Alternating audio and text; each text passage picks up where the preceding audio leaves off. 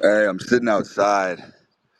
I need someone to be a gopher and DM me. Let me know if the wind is getting in the way of the speaker. I'll go inside. I'm just sparking up a couple cigs. We'll kick off in like 30 seconds.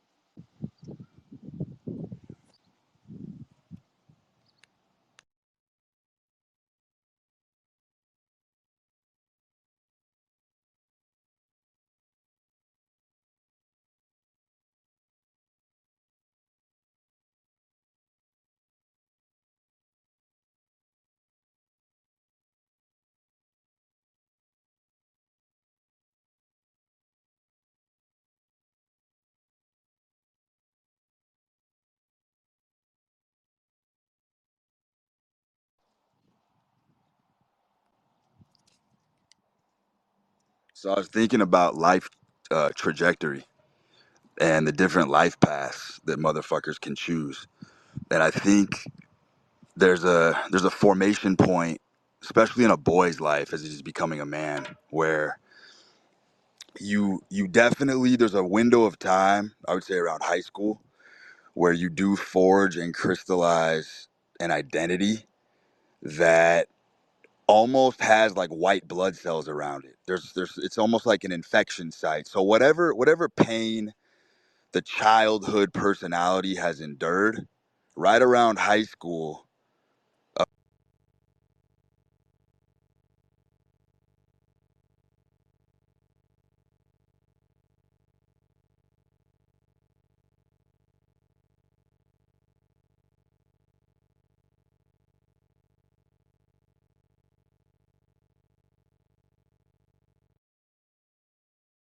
I just gotta get on Wi-Fi.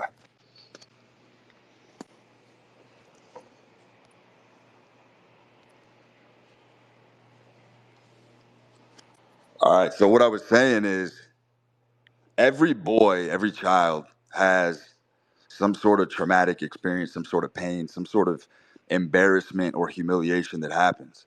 And what happens is the personality in a boy splinters off, and you almost develop this autonomous, sort of automatic, separate personality that essentially tries to stabilize the injured personality. So the wishes, the memories, the traumatic responses to whatever that painful moment was, you develop this autonomous separate personality. And if you've ever delved into Carl Jung's work, he talks about individuation is the process of man. So every man is designed to fully individuate. The only way to do that is to integrate all of these extrastellar constellatory personalities that splinter off and form, right? So by the time you're in high school as a boy becoming a man, you've already developed a lot of psychological complexes. And I call them complexes because they are autonomous personalities that have essentially acted as infection sites to protect you from pain. Now, those of you who are highly educated know there's plenty of archetypal complexes, right? We got Napoleon complex, there's Messiah complexes, there's all sorts of variations of splintered personalities that people develop. Now, here's the deal: motherfuckers who lean in heavy to these natural responses to pain usually either win big or lose big. There's really no in between. You either become a fucking extraordinary genius or you become a burnout loser. It's one of the two. It's one of the two, depending on how hard you lean in. However, there's signs and symptoms all throughout school where you can kind of tell the trajectory of someone's life. And I'll give you a personal example. When I was in high school, I was extremely disenchanted by the curriculum. Thought it was a fucking joke. I don't know what it was, but from a very early age, I had a very skeptical, cynical approach to school. Never bought into revisionist history. Always thought it was bullshit. Never really believed the party line. Like whatever they were teaching me about history, I just thought it was all bullshit. Whatever they were teaching me about math, thought it was bullshit. So I did not excel at school because I didn't give a fuck. I didn't want to be there. I had other aspirations that just weren't being met. So I was a very unruly student. Um, and so I would be at my house, and me and my brother, I have a younger brother, we were latchkey kids. So we had really no parental supervision in the mornings. My parents would bounce, and it would just be me and him in the mornings. And I was obviously man of the house because I'm the oldest sibling. So what would happen is, and it's very interesting in retrospect because you can totally see the formation of these different personality types right around this time when you're like 15, 16. So my brother would bring over this little fucking motley crew of kids in the morning. They would all use my house as like a hub, and they would all fucking come at like 5:30 in the morning and goof off and fuck around before school, and they would all walk to school. Now, I was ditching school. I was trying to fucking learn the stock market. I was reading fucking textbooks. I was at home like working on other shit. Had zero interest in completing school at all. So I would, as master and commander of the house, obviously because there's no parental supervision, I'm the older brother. I would enforce the fuck out of the rules in the house. Like he would have kids coming over that I thought were fucking nerds and dorks, and I would bully them coming from a good place because I was trying to cajole them into snapping out of this very weird funk. Like I've always been a cowboy. I never really had the desire that when I looked at my peers, I never really had the desire that ordinary motherfuckers did to have like huge groups of friends. I never hung out in huge packs. If I hung out with other dudes, it was very utilitarian. You know what I mean? Like I had a buddy across the street who was my age. He ended up playing for the Boston Red Sox. And I was there when he called his shot before he made it to the big leagues. I knew he was going to make it because me and him were up when we were 15 at like 5:30 in the morning, going on 5 mile runs. We would swim, we would lift weights and shit. So any male companion that I kicked it with, it was very utilitarian in nature. We were either plotting together, trying to make money, trying to scheme, whatever the fuck it was, or we were training. But my brother would have this sort of ragtag group of dudes coming in the morning, and they would goof the fuck off. They'd be like doing pillow fights and shit, hitting each other on the couch, watching SpongeBob. And I would get out of bed at like 5:30 because they would wake me up, and I would go fucking ballistic on these dudes. I'm talking absolutely fucking ballistic. Just like enforcing arbitrary rules. You're on my home turf. The fuck you guys doing goofing off at 5:30? But I could always tell that those types of dudes who had those kind of miscellaneous milk toast, kind of just nondescript type of friends, like those dudes ended up doing nothing, literally nothing. And the signs and symptoms were all there.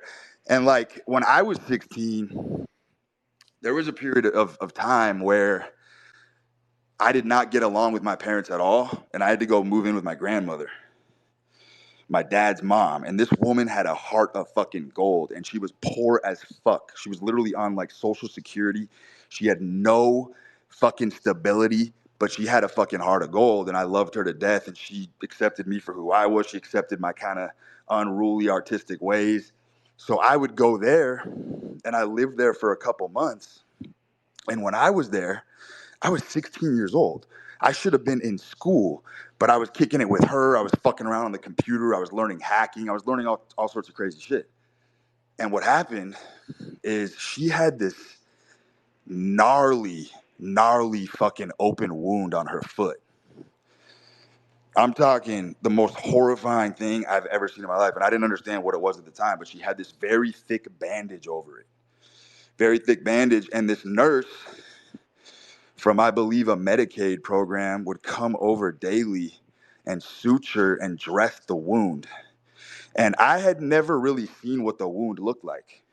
I was just there fucking around. And this was the coziest house you've ever seen in your life. It was tiny, but the way she did it, the decorum, even the bed was like, no joke, probably a $50 shitty mattress. But the way she folded the blankets, the fucking feng shui, Just the orientation of the room and the way she did it made it extraordinarily fucking comfortable. It felt like literally for the first time in my life, I actually felt like I had a home. So I'm in there, I'm seeing this wound get dressed every day.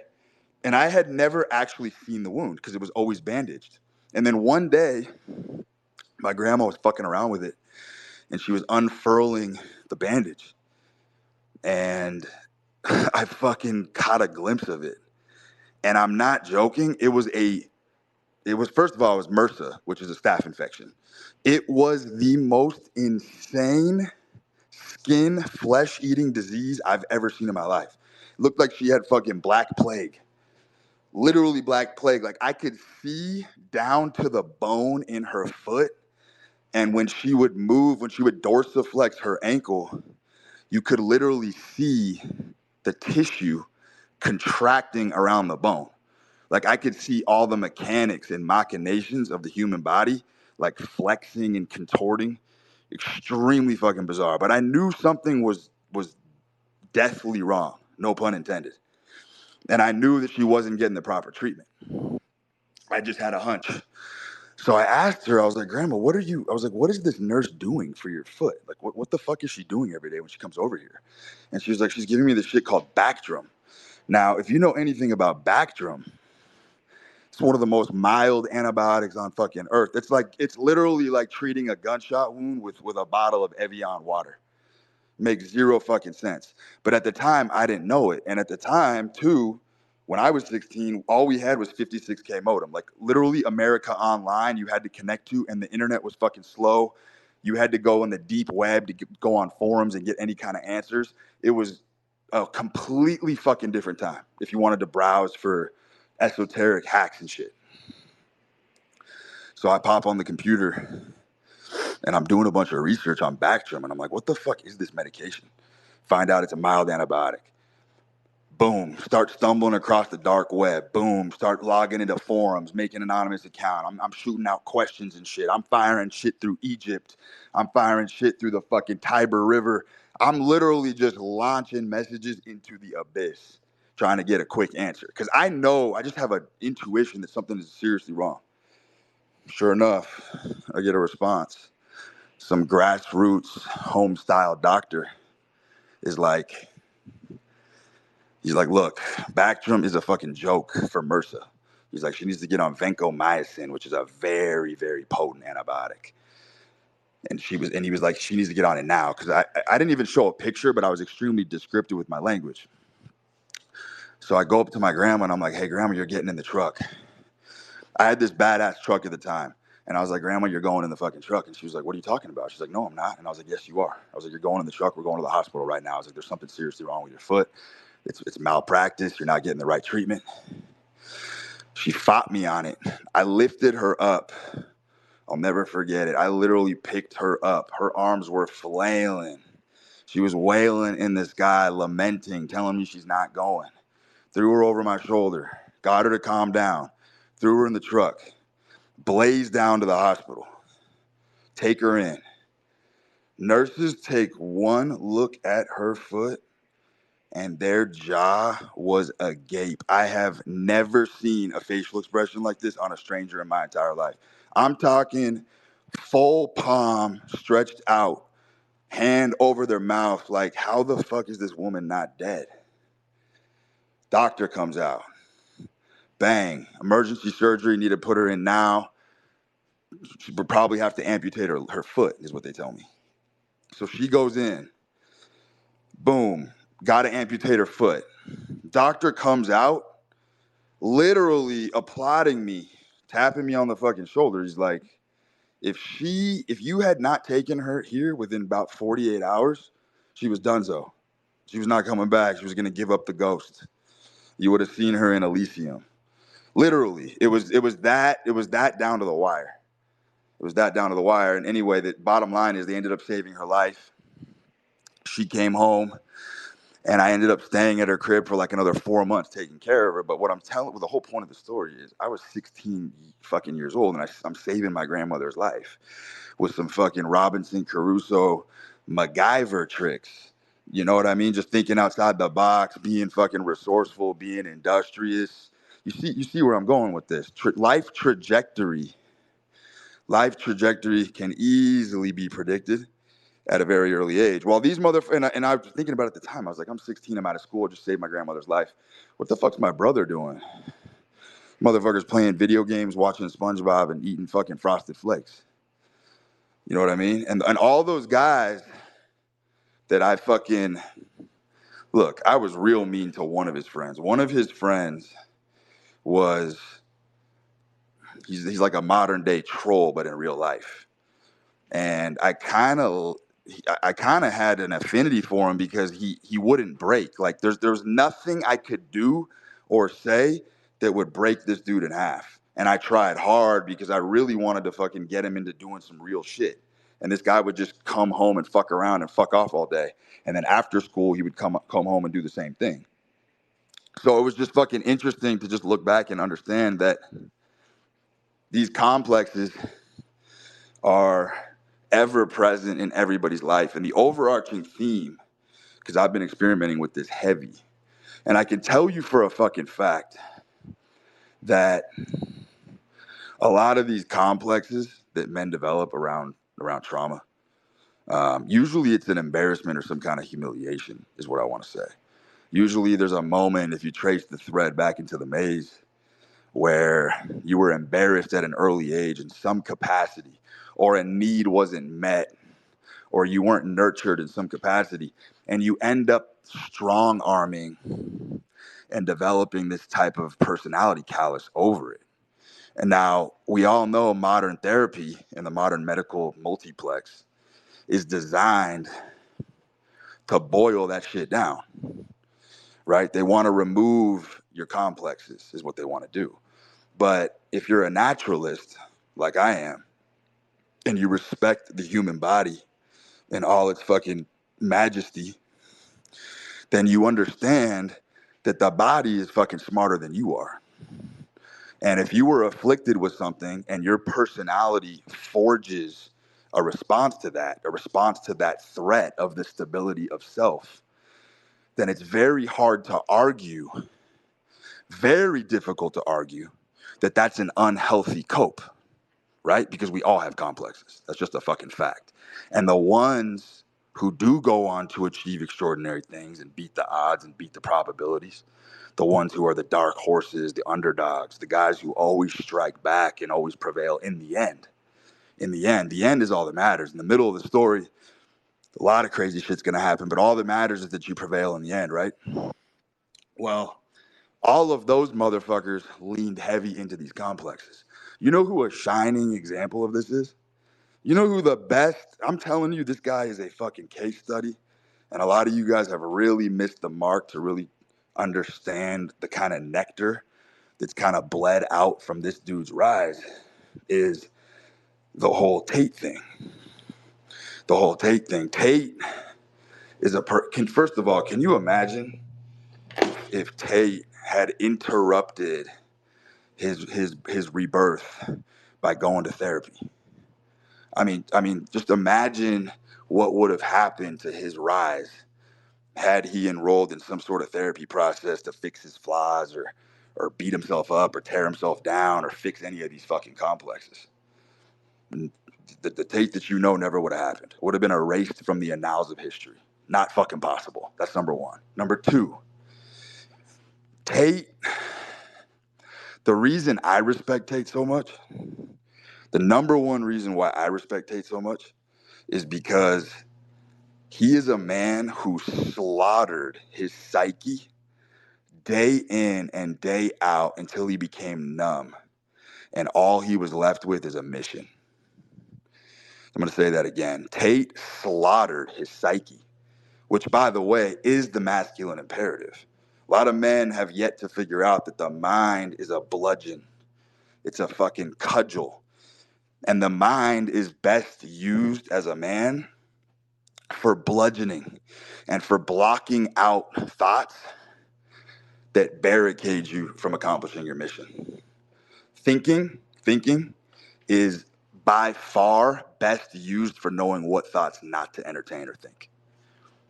That's what thinking is. Thinking is a fucking bat. You gotta fucking shoot. You gotta shoot creeping thoughts of doubt and fear out of the fucking sky. And if you do this every day as a 24/7, 365 job, you will be a bat out of hell. You will be hell on wheels, and you will be a force to be reckoned with. Now, this is the absolute apex hardest thing to do as a man is to emotionally dominate yourself and beat your mind into a place of submission where all you have left is your mission. There is no work on earth that is near as difficult or rewarding or dangerous, quite frankly, because obviously you're going to have to stretch your imagination and mind into places that a lot of people are unwilling to go, because circuits do break along the way. Circuits do break along the way, and it's very hard to trust a man who hasn't had a few circuit breaks now and then. Because we all know about neuroplasticity. We all know the fucking brain bounces back relatively well. Depends how far you go. That's why I don't fucking believe in drugs. That's why I don't experiment with any drugs whatsoever, is because of the simple fact that all the insights that you glean on drugs, psychedelics, plant medicine, it's incredible how quickly and readily accessible those same lessons are available to you if you just move the chains along the way to your goals. If you're moving the chains along the way to your goals, all the insights, all the epiphanies, all the revelations, they're going to slap you like a bolt from the blue. That's just how it works. You don't need any of those fucking surrogate measures. You just got to keep moving the chains. You got to keep moving the chains. And obviously there's going to be, you're going to be fucking blood marred. There's going to be carnage. There's going to be internal carnage. Most men are unwilling to go to the place that Tate went into his head to become who he is. You know what I'm saying? Like, you have to understand, this is an objective fact. Tate was a nerd. Go look at fucking teenage pictures of Tate. He was a fucking nerd. He was a fucking chess nerd. And look who he became. It's one of the most honorable human transmogrifications you will ever witness in your entire fucking life. What that guy did. I don't think people really understand the mental brutality, the type of self-talk that motherfucker had to orchestrate every single day to beat out all the weakness in himself to become who he was. You know what I mean? I did that Brute Saga space, or that Tate Saga space. Go find it on SoundCloud. But I love it because he truly is an exemplar and a Templar of the Nietzschean ethic, which is will to power. That man, Tate, I will tell you this over and over again because it's one of the most powerful things that a human being can do. Tate lied his way to the truth. That's exactly what he did. He lied his way to the truth. He embellished the fuck out of his personal story, embellished the fuck out of his philosophy. But here's the thing. He actually, in the end, made it all real. He made it all come fucking true. That's alchemy, by the way. That's the real definition of alchemy. Because look, in its constituent form, in its fundamental basis form, every time a man has a dream, a vision, or a goal, it starts as a lie. Starts as a lie. You tell yourself you're going to do something that you haven't done yet. That's a bold-faced lie. It's a bold-faced lie. And men, since we are the seekers of truth and the purveyors of truth, and quite frankly, the guardians of truth, our job is to make those visions come true in the real world. And that's what alchemy is. And that's honestly what the masculine ethic is. It's taking fantasy and making it real. First from vision, then through action. And that man, I just don't think people truly give credit to the self-torture and punishment that it truly took for him to be on the pulpit that he's on today. Because I'm telling you, the mind, when you have to will yourself to a place or to become a person that you're really not, the deconditioning process, the deprogramming process, let's go back to the school example. All that bullshit that you learned in school, if you think it's bullshit, all the bullshit programming that you learned from your parents, that deconditioning process is the fucking Lord's work. Anybody who's willing to go in to and rummage through that shit and rifle through themselves and to truly understand where they got their programming from and to be willing to strip mine that down, it is the most brutal work on earth. And I'm not even talking about from a therapist perspective. I'm talking about deconditioning your programming to be who the fuck you want to be, who you decide to be. Doubling down on your flaws, doubling down on the shit that's caused you pain. Learning to integrate those parts of your personality that fuck you up and take you off your path, and realizing that if you take those away, you have no edge. Where's your edge? It's gone. It's gone. When men fix themselves as an obsession and, in a compulsory fashion, they destroy everything. They destroy their life, and they're basically dedicating their life to the gods of mediocrity. You'll see it time and time again. You'll never see a man very focused on fixing himself not become a serious emotional wreck. They become an emotional wreck. They become hypersensitive. They fucking get their feelings hurt all the time. They have to fucking clear the air. They got to pull you to the side, talk about this that hurt their fucking feelings. Becomes very bizarre. Very bizarre. And by the way, at no point in human history prior to like the 1920s, when all these fucking self-help programs really became prominent, at no point in time is there any record of men doing this kind of work. You know what I mean? Cowboys would be cowboys, killers would be killers. People played their roles to absolute perfection, which is part of the harmony of the universe. The ecosystem thrives off of that. The ecosystem thrives when people play their roles perfectly and they double down on their true nature. And they double down on their true nature. And it is the scariest fucking thing to do because men like to have a vice grip on their safety and sanity. That's what they like to do. In the modern world, men love to have a vice grip on safety and sanity. And that type of aversion to risk is very deadly, by the way. Because I have found through personal experience, you have to die. You have to literally, I almost mean it literally, but it is a metaphor. You almost have to die. You have to kill the boy. You have to kill yourself multiple times before you can truly live. That's just how it works. And what I mean by that is that deconditioning process of ripping out and tearing out the circuitry in the motherboard that was installed in you by other motherfuckers, being a fucking people pleaser and trying to appease everybody. It's going to completely wreck your life. It's going to completely wreck your life. And by the way, there's a huge difference to getting your life wrecked through somebody else's terms, and there's a huge, massive difference from getting your life wrecked on your own terms. Because you can put yourself back together like Humpty Dumpty when you're living life on your own fucking terms. You can always string together another run. You know what I mean? It's not over till the fat lady sings. That is an extremely fucking true maxim. It's extremely true. We're going to pop off here and have some motherfuckers launch off on this discussion. Oh, by the way, I had some of these iconic tweets from a while ago where I was talking about how what was I saying? I was saying that the real world is never going out of style. Something to that effect. That basically, people would be cutting deals and chopping up, big numbers on fucking cocktail napkins over dinner till the end of time. I have somewhat changed my position.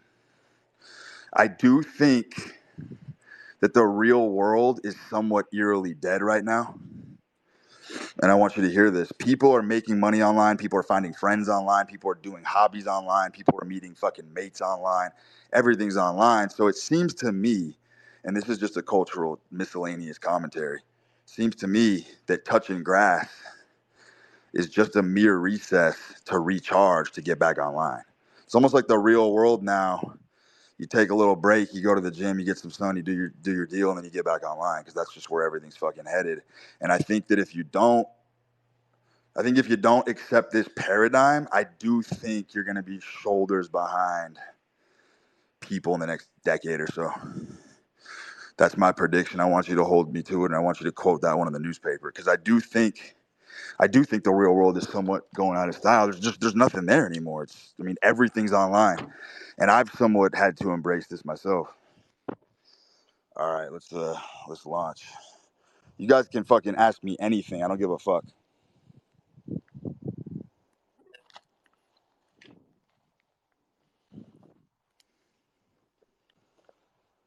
Yo, Chris, you're up. Hey, what's up? What's up, brother? What's up, brother? Um, yeah, do I just talk about like whatever? I mean, bro, I just gave I you. just gave you, I just gave you grist for the mill. If you have something to say it, or if you have a question, ask it. If not, I'm gonna keep it moving. Yeah, I just hopped in like the past 5 minutes, so I mean, All right, bro. I'm gonna keep it moving. Appreciate you. all right.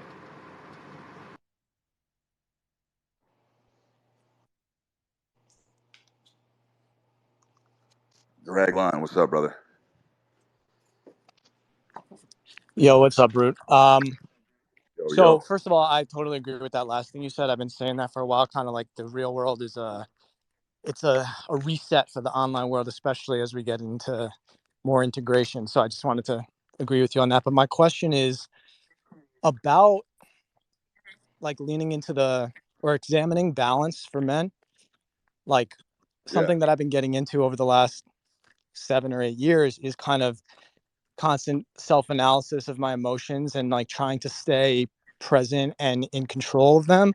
How do you look at that when you're talking about kind of almost leaning into your chaos and embracing like that nature of just complete psychopathy that we all have to some little degree and harnessing that versus like staying balanced in the moment and being able to execute and not letting that nonsense get in the way?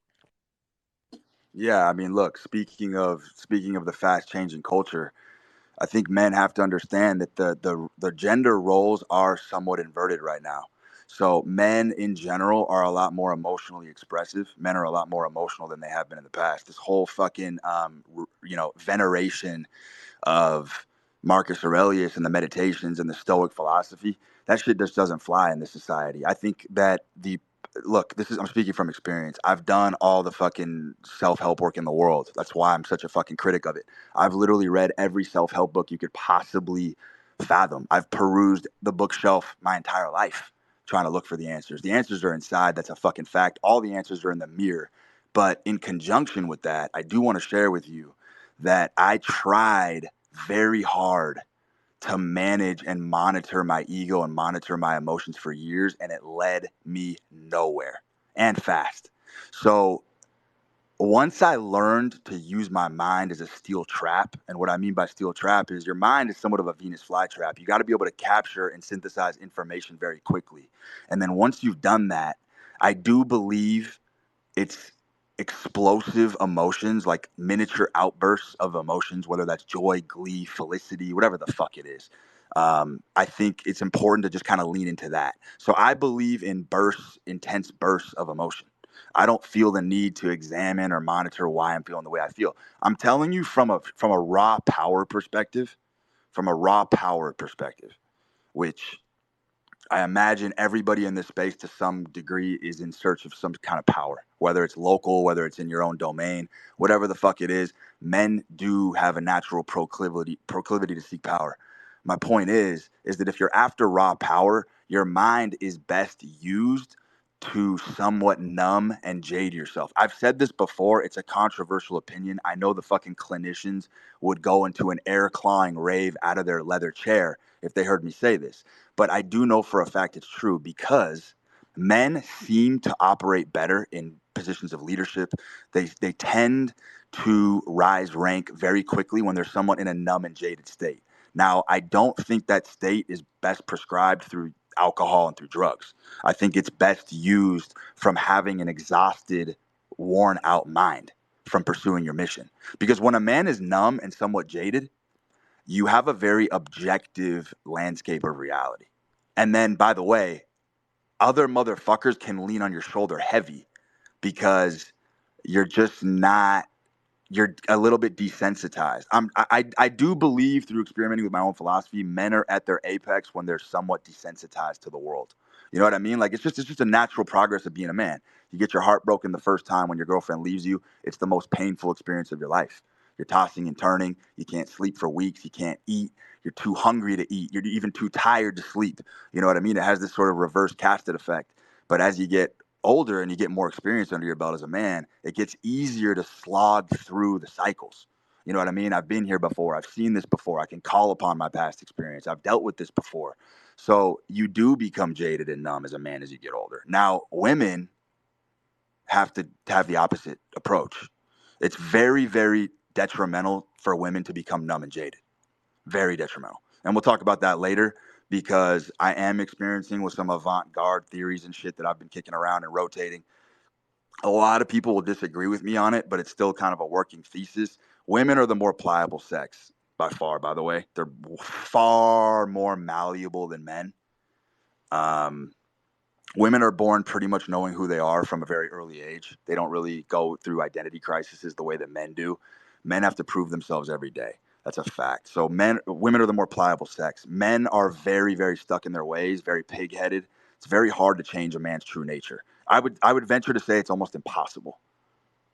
So I appreciate your question. I know I kind of went tangential there, but Yeah, I just had a quick follow-up. That was actually really good. So the numbness that you're talking about, is that a result of kind of like just suppression and then comfort in suppression of emotion, where like you basically have this you rile everything up and you kind of just like dissolve it to the side, you execute, and then but exactly. eventually it boils over, you have an outburst to get it the fuck out.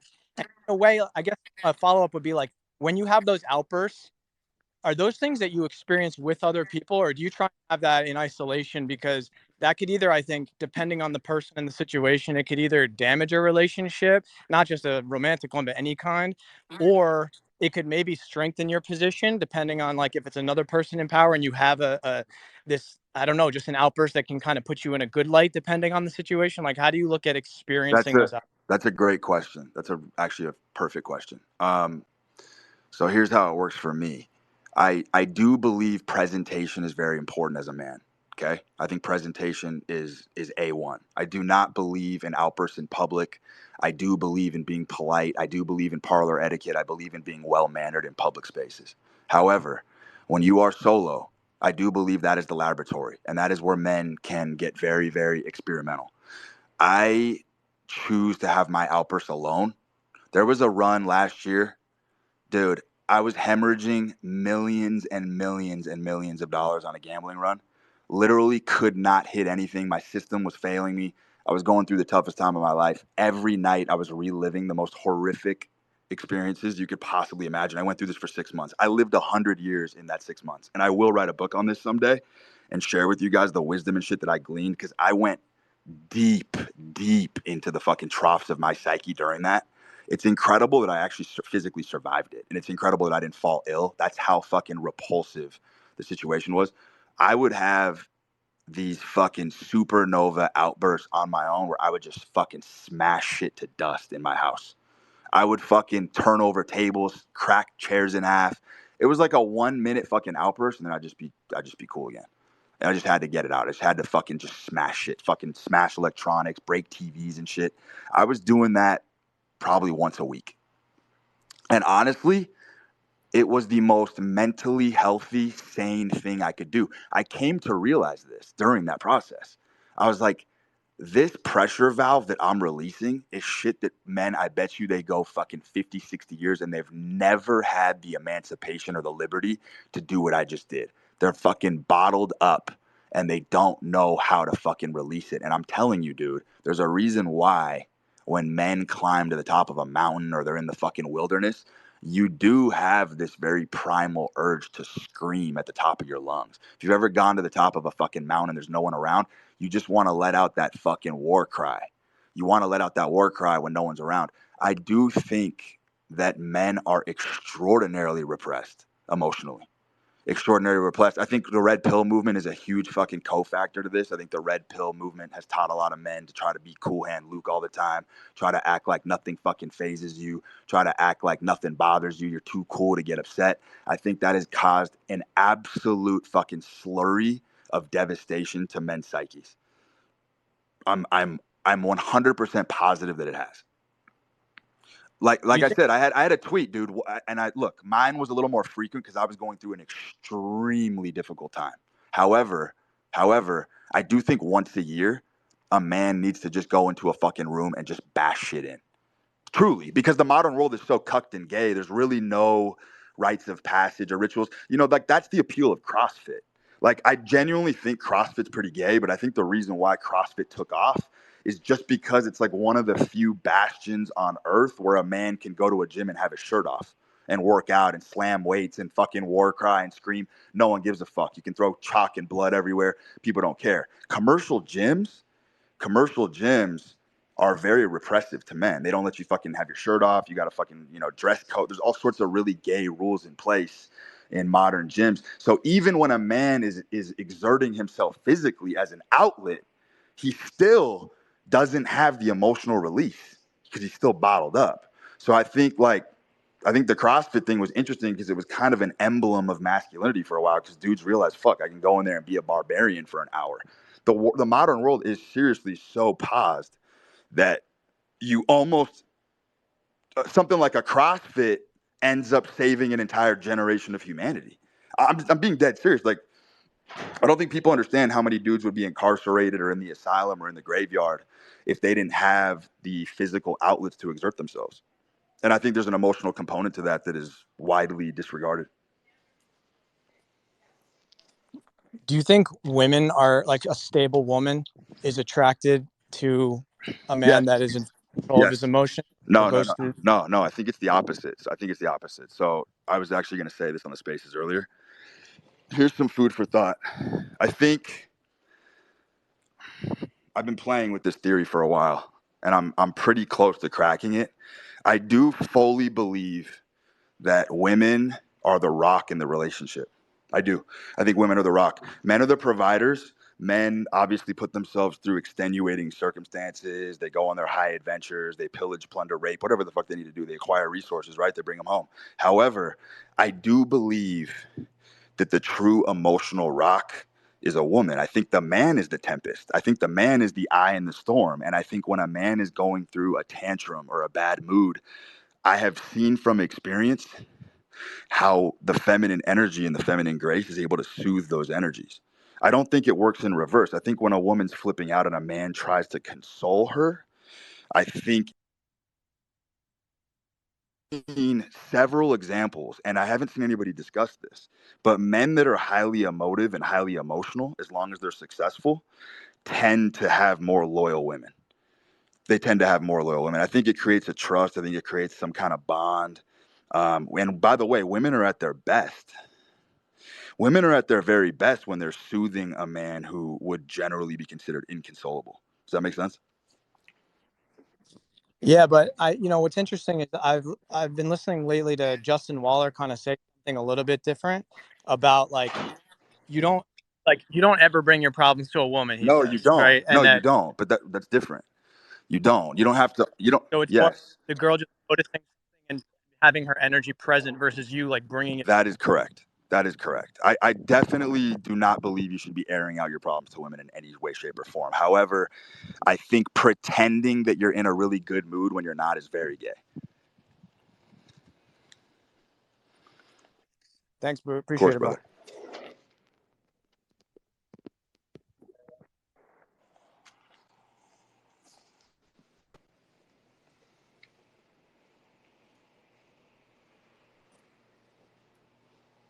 Yo, Mr. Pearson. What's up, buddy?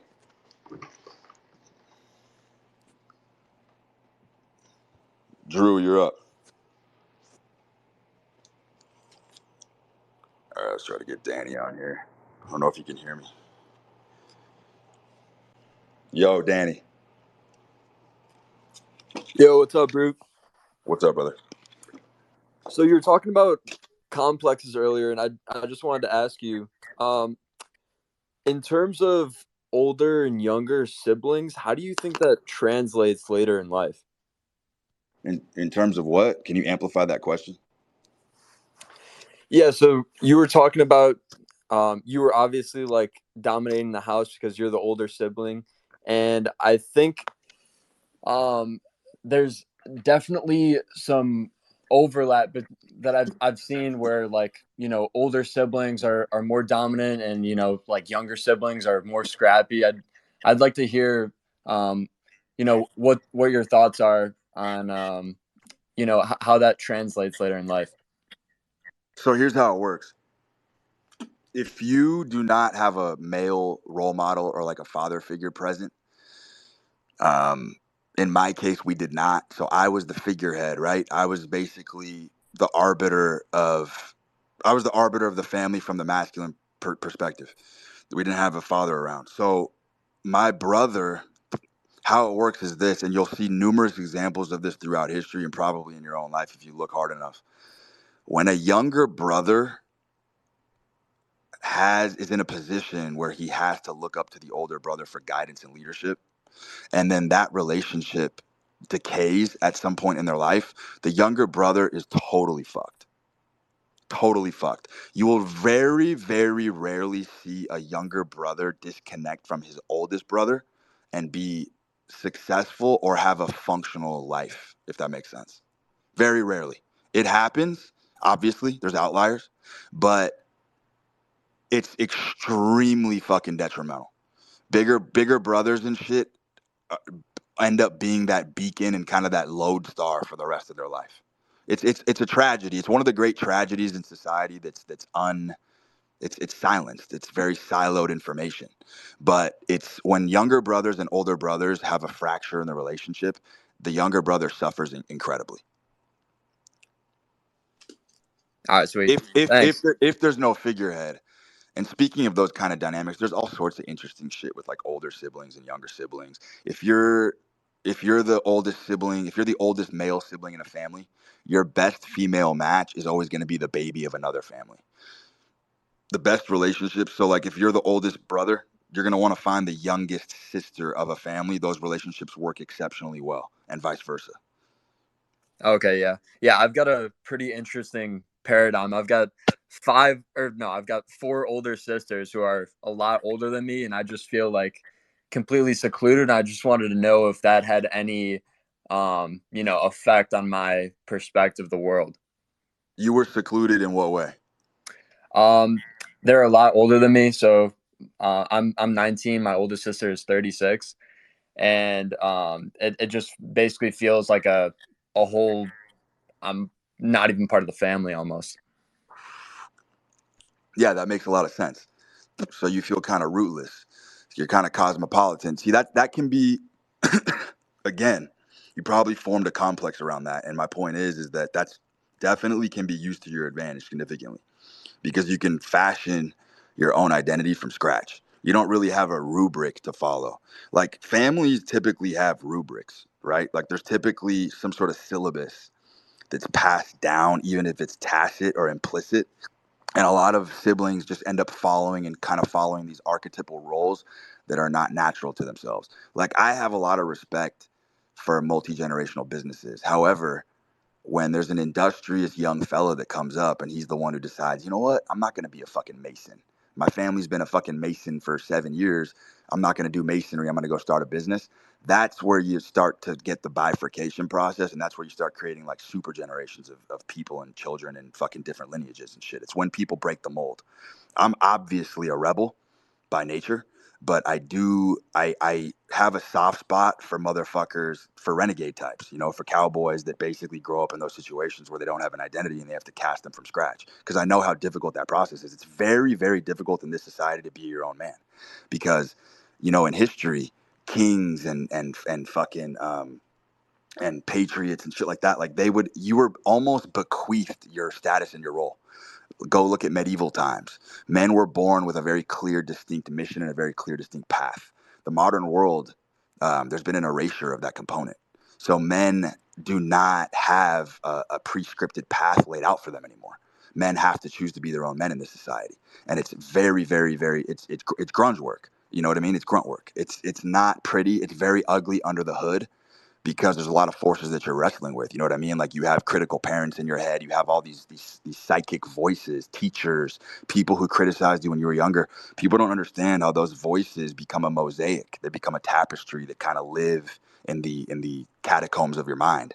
And people are being instructed, and people are taking dictation from these voices that they don't even understand that that's not your voice. That is not a voice that's in your head. That was implanted there from a very early age. And I think that being able to destroy those voices and find your own is the most honorable work that you can do. So how do you go about destroying those voices? Dude, self-talk. Self-talk, because look, as men, we've been taught to listen to yourself. Go meditate, go into solidarity, go into solitude, go into a dark room and just listen to the voices in your head. Let them flow like a river, right? That's how they tell you to meditate. Let the fucking thoughts flow. Don't barricade them. Don't interrupt them. I completely have the opposite approach. I think that men need to steward. Men need to be captains of the ship. Men have to steward their thoughts, and you have to talk. You have to self-talk. You have to talk your nerves down. You have to talk yourself into doing the things that you don't want to do. That was my whole Tate example earlier. That's what that man has done, which is so extraordinary. He has self-talked him into a titan. Do you understand? That motherfucker, I guarantee you, is not listening to the voices in his head. He's bludgeoning the voices in his head to death, so that all that's left is self-talk. Men have to coach themselves rigorously and vigorously through processes. And that you have to bombard your brain. It's a constant bombardment. It's very, very, very energetically and metabolically expensive to do this, but it's fucking worth it. You have to talk. I mean, I am talking through myself through difficult situations all fucking day long. I don't listen anymore. I don't listen anymore because I don't know where the fuck those voices were installed. I understand the psyche and the subconscious mind is very, very complex. It's a very complex. It's an ocean. It's oceanic. It's an oasis. There's very deep icebergs in there, and those things run very deep. People have miles long of trauma and shit that's been stored in their psyche that they don't even fucking comprehend or understand. And the only way to get around that is to start talking. Start fucking talking to yourself all the fucking time so you can reclaim yourself. It's the only way to do it. It's really the only way to do it, and it's considered taboo in the mental health industry because of how arduous it is. Because, you know, you can run into situations where you do have episodes that are not fun and they're not pretty. You know what I mean? And this society is all about sanitization. This society is all about fucking cupcakes and rainbows and puppies and chocolate. Like, they just want men to be normal. They want men to be average. They want men to not think outside the box. So they want to put you, you know, they want you doped up on medication essentially, and they want you fucking listening to the voices in your head so that you're a fucking spectator, because that's ultimately what you are. You know what I mean? You're basically, when you're listening to the thoughts in your head all day, you're no different than someone who's binge watching soap operas. You know what I mean? It's just an internal compass. Like, you have to be willing to cast all that shit to the wind, man. And it's brutal. It takes years of practice and deconditioning, and then once you're free from it, you'll know. There will be a day that comes, and it'll be the best day of your fucking life, where you realize that you do have control. Again, you do have control. All the fucking intonations and all the shit that was kind of dawned on you by other people all goes out the window, and now you're a free thinker. Now you're the man of yourself, and you can be the man that you want to be. It's the most powerful fucking work that you could possibly undertake. But it is a 24/7 job. You cannot stop doing it. It's a cudgel, like I said earlier. The mind, you have to, it's torturous at times to wade through this shit. You know what I mean? And that obviously comes with danger. Look, as we all know as men, all high reward comes with danger, right? It's just how it works. Even in the animal kingdom, even in nature, it's scripted into the game of nature, the natural laws. I look at nature all the time for the answers. I'm like, look, this is so obvious.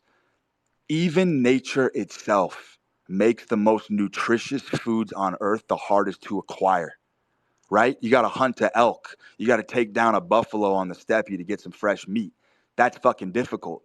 there's no coincidence. The least nutritional foods on the planet are the easiest to acquire. Vegetables, fruit, shit that you could pick off a fucking tree. Takes zero fucking skill. And those foods are far less nutritional than the shit that's difficult to acquire.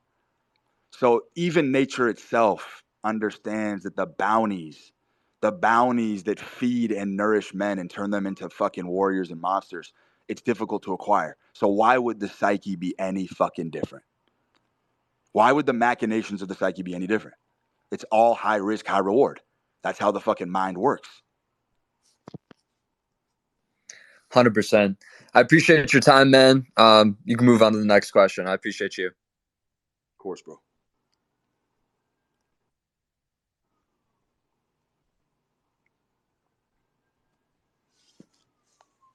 Yo, Kara.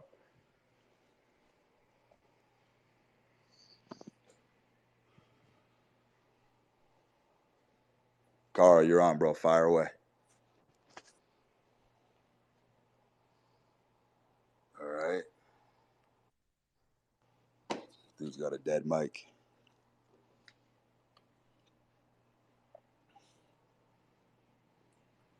Ian, what do you got? Yo, bro, what's good? What's up, bro? All right, so I got a question. You talk about Yeah. forming an identity by following your spirit, right? So moving from your spirit and heart and living on your own terms. And you talk about how doing this basically creates freedom within your life. But I think there's like a dark underbelly which I would like to address is there's a difference between moving from impulse and moving from your spirit. So how do you find that? Where's that fine line where you draw like moving from the spirit and like just moving from impulse? Yeah, so impulse is a characteristic that can be defined as a form of a complex. So look, there are people that have natural inclinations to be impulsive.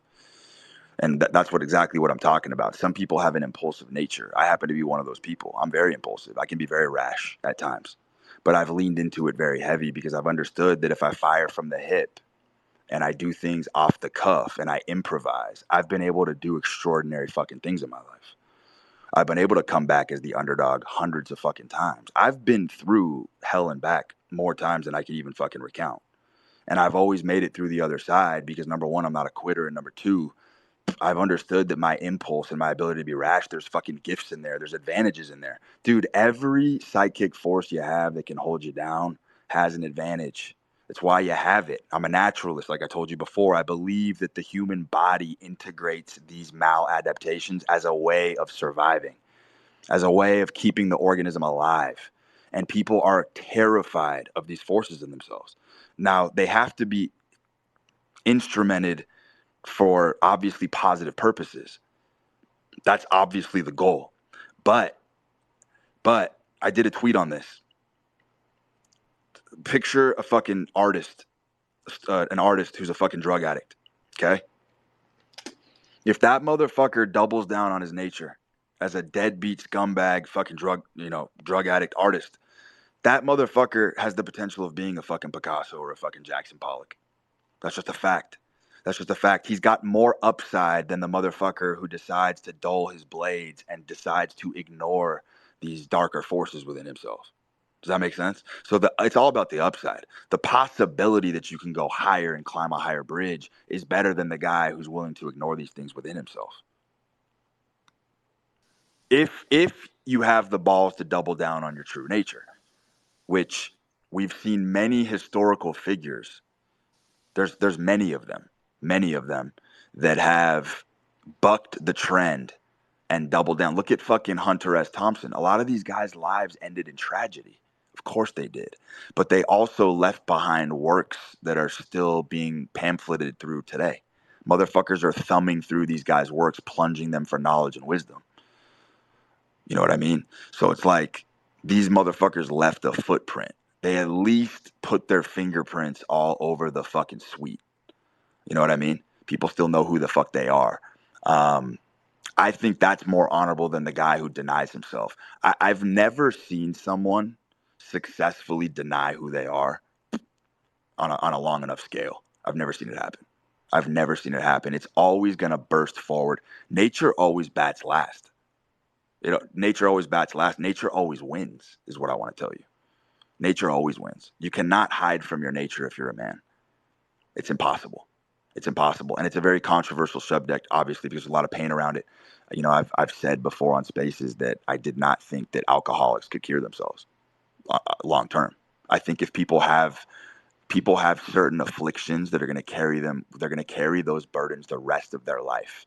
And if they learn to integrate them and channel that energy, they can do incredible things that ordinary people cannot do because they've leaned in to the nature itself. Does that make sense? Makes a lot of fucking sense. Appreciate that, bro. Mm-hmm.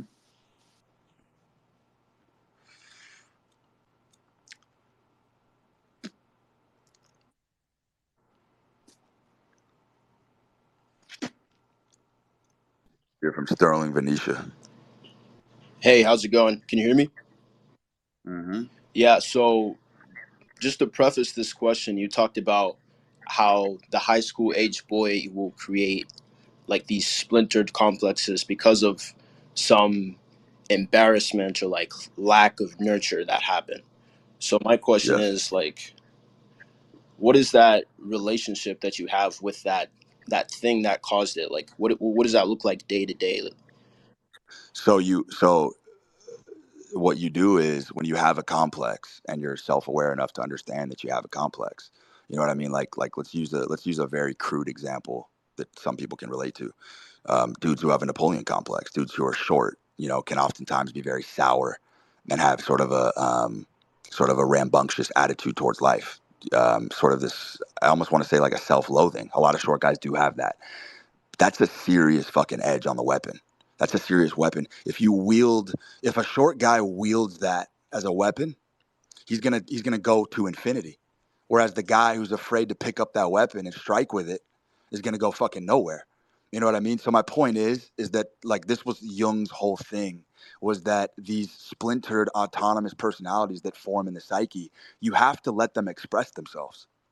You have to let those complexes express the pain and emotions in some sort of outlet so that you can individuate and everything can agglomerate and everything can come together as a cohesive unit.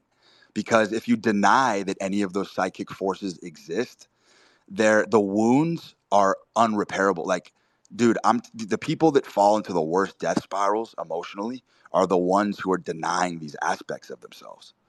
They're literally going against the grain so hard. It's like trying to swim upstream constantly.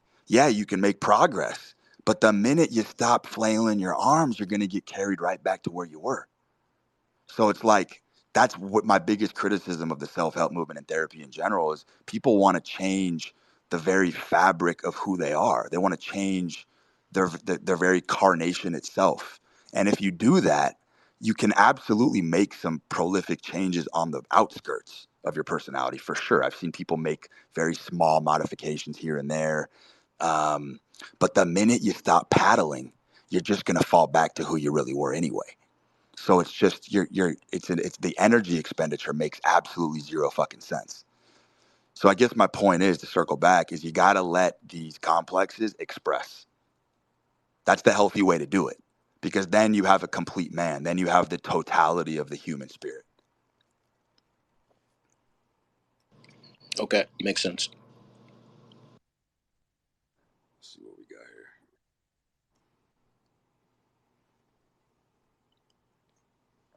Let's talk to Virtus.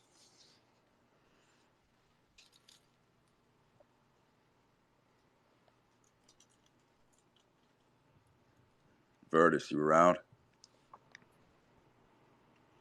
Nothing. Let's get Jake.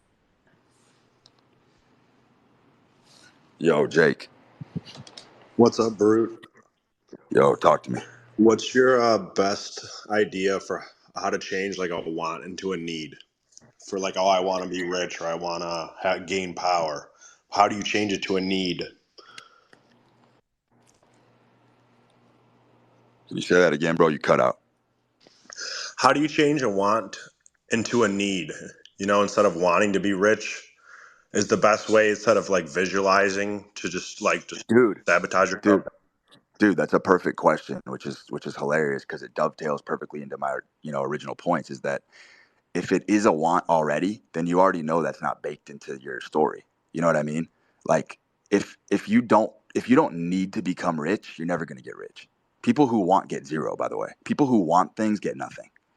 That's some parochial wisdom. That's some wisdom that has been moored into the test of time. People who have base desires, those things never come true. And if they do, they're gonna piss it all away. The way you really know who you are is by the things you need to do. The things you need to do. If you need to get your ass in the gym and become an Olympic weightlifting champion, then that's what you were destined to do. Life is very easy. All you got to do is follow what you need to. Like, I don't know why I'm compelled to go in this direction right now. It makes no fucking sense. But men fight that really hard. They fight it and they resist it constantly. They're like, well, this doesn't really make sense. This need seems like it's going to lead me astray. Well, you know what? If you practice entertaining that need over and over and over and over again, you're going to have a skill. I don't really give a fuck what it is, by the way. The need is how you know who you really are. Some people have to get rich. Some people have to. They literally do not have a choice. They have to. Because the complex, that psychic trauma that I'm telling you about, is willing them to do it. They're possessed. It's beyond them. It's an incantation. It's from a celestial force that is incomprehensible. Those are the winners, by the way. The winners are the ones who lean into those celestial forces because your want gets murdered by other people's needs every day of the fucking week and twice on Sunday. You're never someone's desire is never going to stand up against someone who needs to do it. It's never going to happen. That's why these dudes who grow up in fucking third world piss holes, who have to win gold medals in the Olympics, or their families are threatened and shit. That's why they break the records, because they have to, or their family's going to die. You know what I mean? Some American kid born in fucking Nantucket who wants to become a champion. He wants to. He doesn't need to. So he's never going to do it. Never going to do it. I am wholly, vehemently against following just wants. I look as a man, I look within myself for the things that I have to do, and then I do those things. I totally agree, but it's hard. Like when someone's really sheltered their whole life, or you had an easy life, you never really had any difficulty to get these crazy needs. So, do you have any advice for something like that? Just Yeah, that's a good point. shots. No, I mean, that's a fair point, but here's the deal, brother. Not everybody's going to be a fucking trailblazing hotshot CEO. You know what I mean? The people, and I do want to state this because I think it is worth saying, the people who did grow up in those cozy environments, particularly men, are probably going to fall on the spectrum of some type of mediocrity. Maybe the upper limits of it, but probably not going to be a trailblazer, is my point. And by the way, I don't think there's anything wrong with that at all. I don't think there's anything wrong with that. I think it's a very necessary component to the ecosystem. Look, there's plenty of shadow men who are running all kinds of tricks behind the scenes and running operations. All these big influencers online, they have huge brain trusts and huge teams. Guys we don't even know about that are fucking geniuses behind the scenes that are pulling levers and shit. Those guys aren't getting any notoriety. They're not going down in infamy, but they are playing their role to perfection as a right-hand man. Does that make sense? As an underling, as an underboss. And I think a situation like you're describing, a guy who has a bunch of desires and wants and really can't figure out his needs, probably going to be a right-hand type of guy. You know what I mean? Some kind of advisor, some kind of role that's extremely important and instrumental. I don't want to downplay the role because I do think when a man leans, like, look, I respect the garbage man who has no desire to get rich and he just wants to be the best garbage man, and he's fucking jolly, smiling with his fucking, teeth knocked out every fucking day, and he's in a good chipper mood. I respect the fuck out of that guy because that guy accepts who he is. That's my whole fucking motto is I want men to fully accept and embrace who they really are. It's the most important work you can do.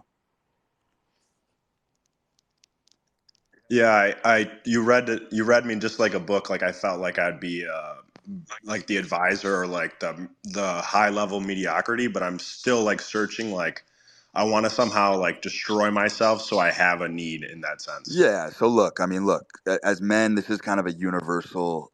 This is kind of a universal solution to problems. Um, Whenever you're plateauing as a man, whenever you've hit a plateau, the solution, I've never seen incremental changes really work. People want to make incremental little patchwork changes. I do believe that when you plateau as a man in general, this is ubiquitous advice. I believe tearing yourself and shattering yourself down into a billion little pieces and starting from scratch is the only way to get out of a plateau. So men are constantly boiling themselves down to nothing and then rebuilding themselves. That's sort of the primordial sort of spirit of man. That's what men do. We tear ourselves down to zero and we build ourselves back up. It's what the military does. It's a lot of organizations understand this. So yes, if you are flatlined and you are hitting a plateau, you're correct. You do absolutely fucking tear yourself down to nothing and then you rebuild. I think that is the correct solution for all men. Yeah, I agree. And then back to like the having a great home and all the safety back at home is like the hard part because I always have that in my back pocket and I'm trying to like Yeah, get dude, that's super fucked, by the way. Super fucked. I'm sure you've heard me be critical of that in the past. Men, look, men, my favorite quote is necessity is the mother of all invention because it's very true. Men really don't take action and don't change until they have to. And men are very clever at self-deception. Men are incredible at tricking themselves, especially smart men.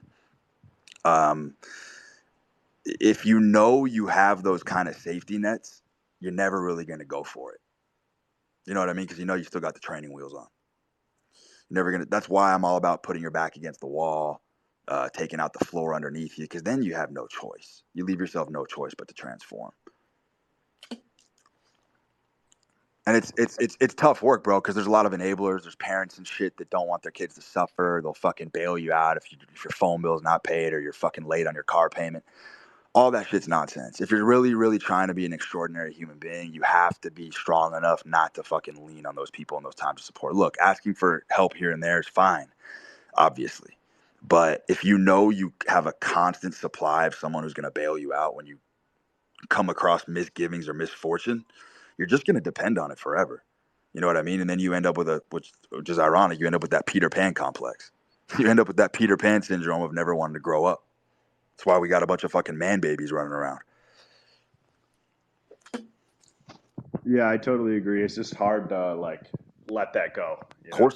Of course it is. Takes fucking genetically engineered cantaloupes for nuts to do that.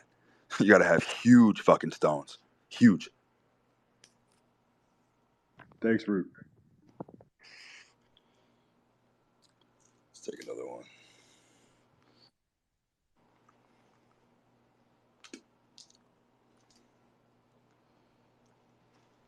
Yo, Zav.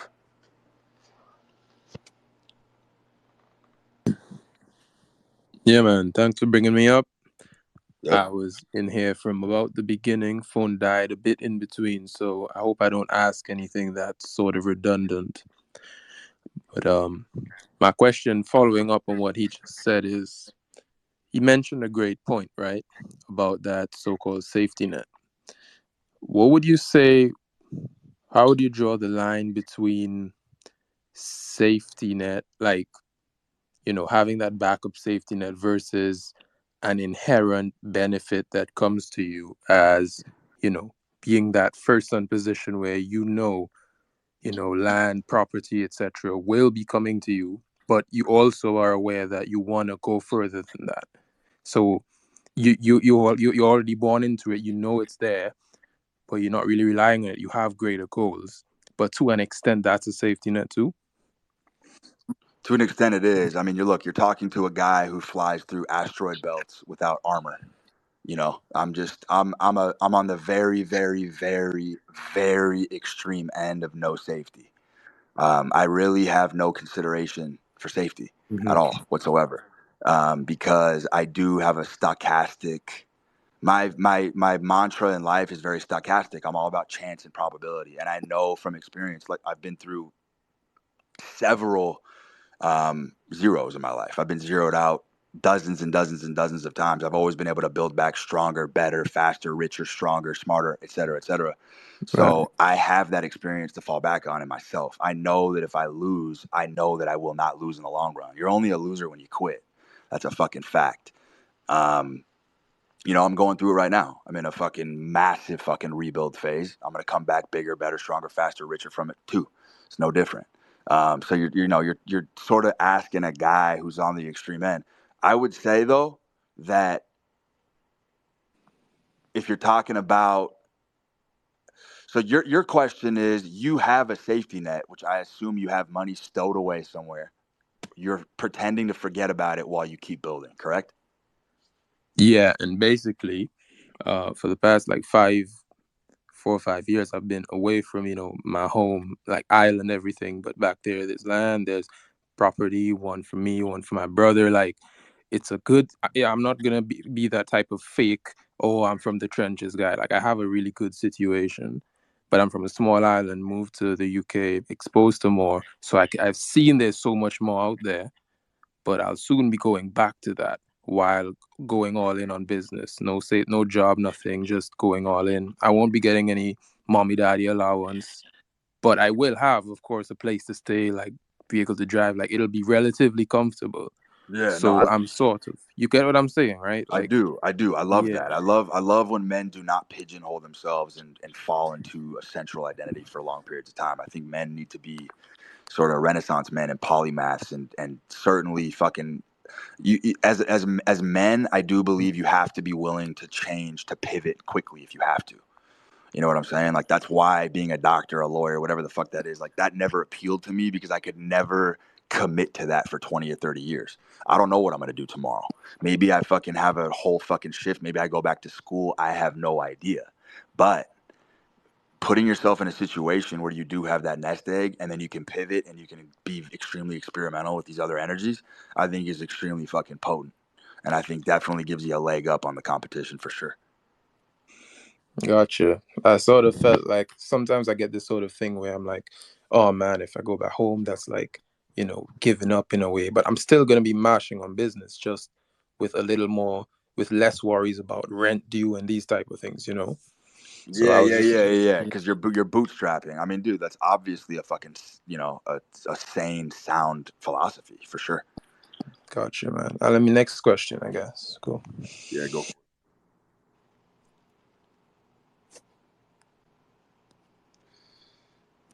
Okay, he's done. Let's try to get Virtus back up here again. Old boy Virtus, what's up, buddy?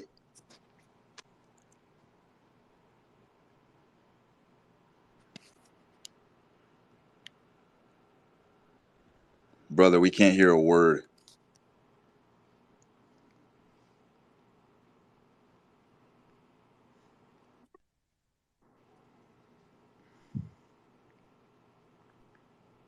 All right, Morpheus. Yo, Brew, Yo. this is crazy, man, talking to you. Holy shit. Yo, literally, like, to be honest, I've just, like, discovered you, like, a few weeks ago, and, your content is so freaking crazy, man. Like, your videos and everything. Uh, yeah. I don't know what to say, much to say, but, you're a cool dude, man. Uh, Yeah, man, I I appreciate like it. your videos, everything. To be honest, I just joined this space right now, so I don't know what you guys were talking about. But All right, bro. I appreciate the accolades, man. I'm gonna keep it moving. Thank you. all right, thanks, man. Hey, what's going on, Rude? Yo, what's up, So Jack? what is, in terms of, how hard you're going, how hard you're actually breaking yourself down and redeveloping, what is the go-to sign that I got to rebuild, I got to go back to zero? And then when you're doing that, what is too much? Is there even too much? I don't know that there's too much, man. The fucking the male hardware is fucking crazy, dude. It's fucking crazy. I think a lot of guys are, like I said, afraid to go to these places in their head. But dude, I mean, neuroplasticity is real.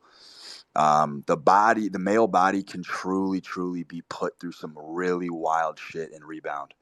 It truly can, man. I know firsthand just how incredible the machinery in the fucking human body is. And I think a lot of men are walking around with the fucking e-brake on, terrified to truly experiment with the fucking hardware we have, bro. Shit is resilient and durable as fuck. I mean, you can put yourself in all sorts of different fucking contortions as a man and fucking figure it out. The body's incredible. As long as you have that foundation, and I do want to like emphasize this, because when you are cutting yourself to scratch, cutting yourself down to ribbons, and you find yourself wanting to restart, you do have to have that foundation of health, obviously, because that's a huge reservoir to tap into. That's why my diet is perfect, because if I didn't eat the way I did, I genuinely don't think I'd be able to withstand the punches that I've taken in this life. It would have brought me to my knees years ago. But I do have, my body's extremely fucking healthy. So I'm able to take a lot more fucking burden and brunt than the average person because I'm so fucking strict with it.